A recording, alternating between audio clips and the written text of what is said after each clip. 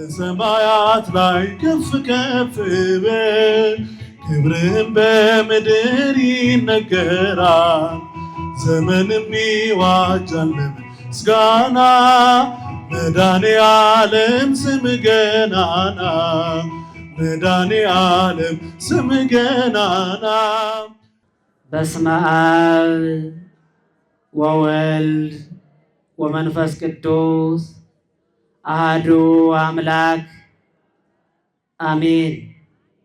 ጃርሶ ደብረ መድኃኒት መድኃኔዓለምና ቅድስት ልደታ ለማርያም በሚል ስያሜ ተሰይሞ ዛሬ እግዚአብሔር ወዶና ፈቅዶ ይህንን ቤተክርስቲያን አቶ ነገሰ ዳቤና ልጆቻቸው ይህን ያህል ግቢ ሰጠውን። እስካሁን እየተገለገልን እንገኛለን። ዙሪያው የምታዩት በዚህ አካባቢ መሰረተ ልማት እየመጣ እየሰፈረ የአርሶ አደሮቹ እየተወሰደ ነው። ያኛው የታችኛው የሌላ ቦታ ነው። አሁንም ምዕመናን እንደ እግዚአብሔር ፈቃድ የደብሩ ሰበካ ጉባኤ ከዚህ በታች የምታዩት የታረሰውን 2500 ካሬ ሜትር በሁለት ክፍያ እስከ 15 ሚሊዮን ድረስ ተስማምቷል። ስለዚህ ቀብድ ዛሬ እንከፍላለን። መጠለያ የለውም፣ ክርስትና ቤት የለውም፣ ዕቃ ቤቶች የሉትም። ወደፊት ትልቁ ቤተክርስቲያን እዚህ ጋር ይሰራል። ስለዚህ ቦታው ግዴታ መስፋት ይኖርበታል። ይህንን ቤተክርስቲያን ስንጀምረው ምንም ሳይኖረን ነው የጀመርነው።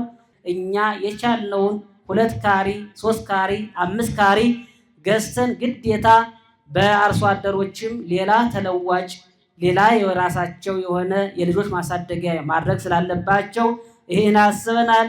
በሀገር ውስጥም ላሉ በውጭም ላሉ ቤተሰቦቻችሁ ሸር እያደረጋችሁ የቤተክርስቲያኑም አካውንት አብሮ ተለጥፏል እንድታደርጉልን ሁላችሁም በእግዚአብሔር ስም እናሳስባለን።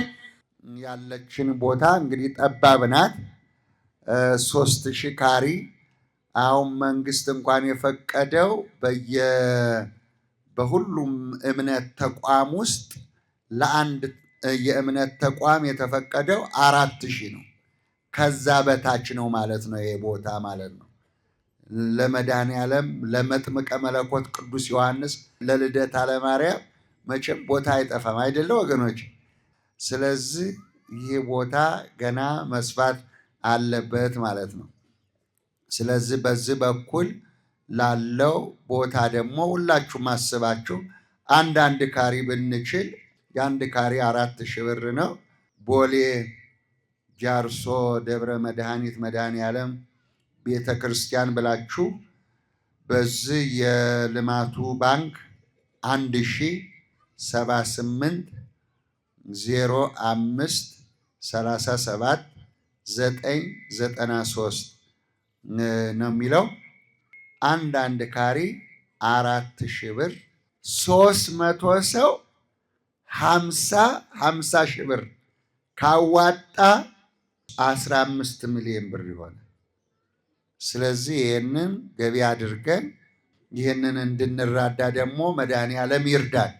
ይህንን ሚዲያ የምትከታተሉ ሁሉ እንግዲህ የምታዩት ስለጨነቀን ስለቸገረን ነውና እንግዲህ ቤተክርስቲያኒቱ በዚህ ተወስና እንዴት ሆኖ ቤተክርስቲያኑ ምን ላይ ሊሰራ ምዕመናኑ ምን ላይ ሊገለገሉ ይሆናል በሚል ተጨንቀን ተጠበን ነውና እግዚአብሔር በሚያውቀው ይህንን ጭንቀታችንን በመስጠት ብቻ አይደለም ሁላችሁም በጸሎታችሁ እንድታስቡን የእግዚአብሔር መልካም ፈቃዱ ይሁንልን።